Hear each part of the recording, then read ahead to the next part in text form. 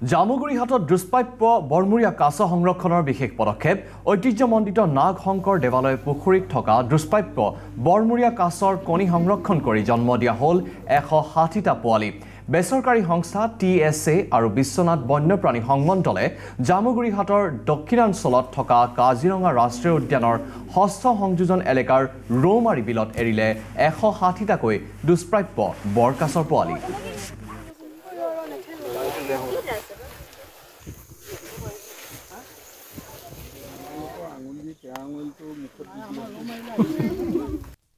নাগশংকৰ মন্দিৰতে যি কাছ আছে তাৰ কণীৰ দ্বাৰা জন্ম হোৱা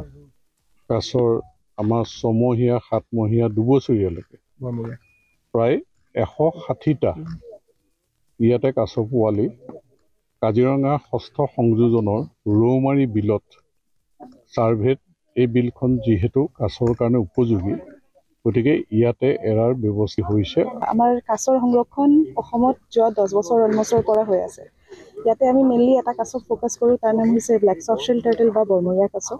তো সেইটো ক্ৰিটিক্যালি ইনডেঞ্জাৰ্ড হৈ আছে আমাৰ ব্ৰহ্মপুত্ৰ বেচিনৰ বাহিৰে বেলেগ কতো নাপায় নাগশংকৰ মন্দিৰত কিন্তু বহুত কাছ আছে আৰু এইটো প্ৰজাতিৰ কাছ অলমষ্ট 100টাৰ বেছি আছে যিহেতু ৱাইল্ডৰ পপুলেশ্যন বহুত বেছি কমি আছে